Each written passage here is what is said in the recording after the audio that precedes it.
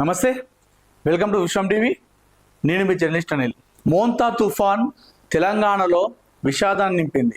మోంతా తుఫాన్ అనేది ఆంధ్రలో వచ్చినప్పటికీ దాని ప్రభావం తెలంగాణలో చాలా చూపిందని చెప్పుకోవాలి. తెలంగాణ రాష్ట్ర వ్యాప్తంగా కూడా ఈ మోంతా తుఫాన్ ప్రభావం వల్ల చాలా ఇబ్బందులు పడ్డారు. ఎంతోమంది చనిపోయారు, ఎంతోమంది వరదలో గల్లంతైపోయారు.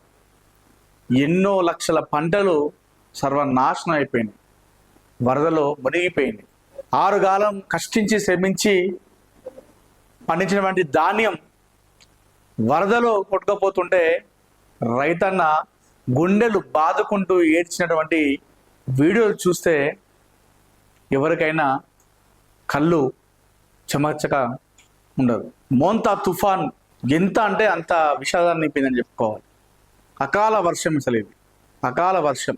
సో మోంతా తుఫాన్ ఆంధ్రలో చూపిస్తుందేమో, అక్కడే వరకేమో అనుకున్నాం, కానీ దాని తీవ్రత ఆంధ్ర కంటే తెలంగాణలోనే ఎక్కువ చూపించింది. తెలంగాణ రాష్ట్రంలోనే ఈ మోంతా తుఫాన్ ప్రభావం వల్ల 12 మంది చనిపోవడం జరిగింది. నిన్న ఒక్కరోజు 12 మంది చనిపోవడం జరిగింది. అలా ఎంతోమంది చిన్నపిల్లలు ఉన్నారు, వృద్ధులు ఉన్నారు, పెళ్ళైన జంట, యువకులు ఉన్నారు.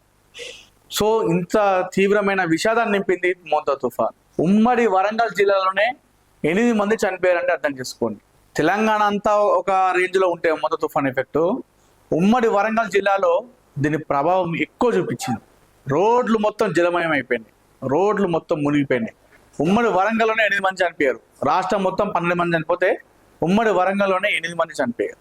ఒక్కొక్కరిది ఒక్కొక్క గోస.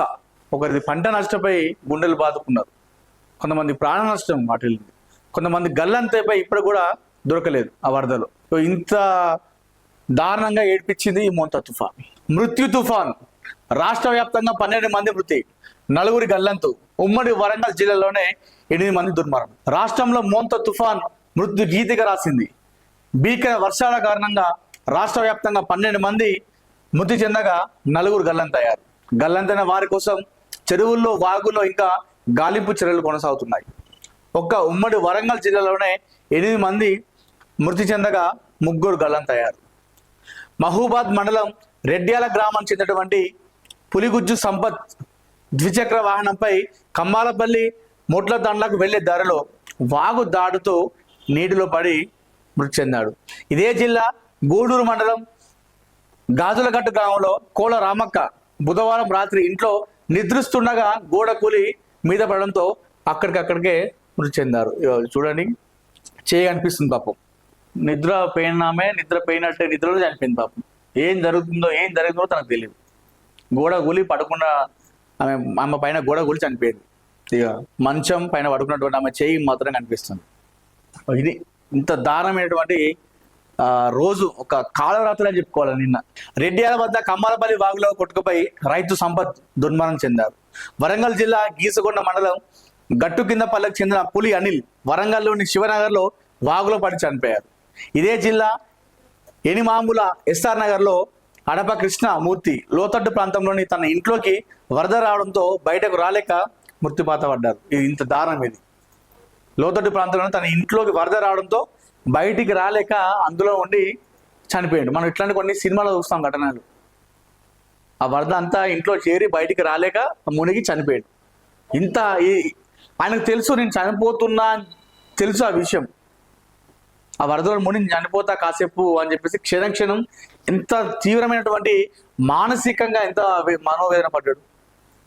చనిపోతున్నా అని తెలిసిన తర్వాత కూడా ఎవరో వస్తారేమో, రక్షిస్తారేమో అని చెప్పేసి ఆ ఊహ కూడా వచ్చిందో లేదో ఆయన ఉన్నటువంటి నిన్న ఆ సిచ్యువేషన్లో. భీమదేవరపల్లి మండలంలో కల్మటి దాటుతుండగా వరద ఉధృతికి కొట్టుపోయిన అప్పని నాగేందర్ మృత్యువాత పడ్డారు. హనుమకొండలోని వాజ్పేయి కాలనీలో వరద నీటిలో కొట్టుకుపోయి విశ్రాంత ఉద్యోగి శ్రీనివాస్ మృతి చెందారు.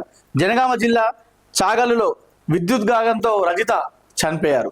హన్మకొండ జిల్లా ఐనవోలు మండలం కొండపర్తిలో బుధవారం రాత్రి కురిసిన వర్షానికి ఇంటి గోడ కూలి గద్దెల సూరమ్మ అనే మహిళ మృతి చెందారు. భీమదేవరపల్లి మండల కేంద్రం చెందినటువంటి ఇసంపల్లి ప్రణయ్, కల్పన దంపతులు బుధవారం రాత్రి ద్విచక్ర వాహనంపై సిద్దిపేట జిల్లా అక్కనపేటకు వెళ్తూ మోతుకుపల్లి గ్రామ శివార్లో కల్లటుపై ప్రవాహంలో కొట్టుకుపోయారు.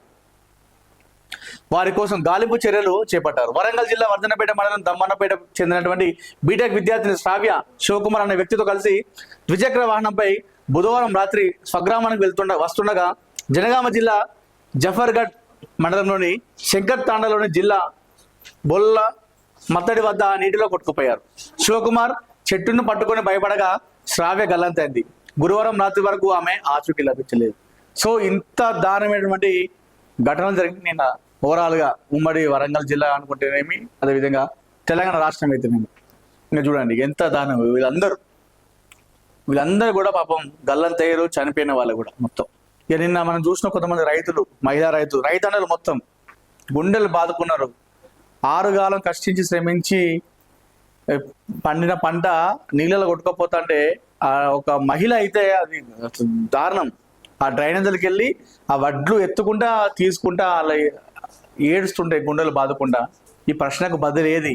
ఎవరి తప్పు? అది ఎక్కడ తప్పు? ప్రకృతిని అంటామా, ప్రభుత్వాన్ని అంటామా, నాయకులను అంటామా, ఎవరిని అంటాం? సో నిన్న ఇంత దారుణమైన ఘటన జరిగింది. నిన్నటి రోజు మళ్ళొకసారి రావద్దని చెప్పేసి మనం అందరం కోరుకోవాలి. ఎందుకంటే ఒక్కొక్కరిది ఒక్కొక్క గాథ.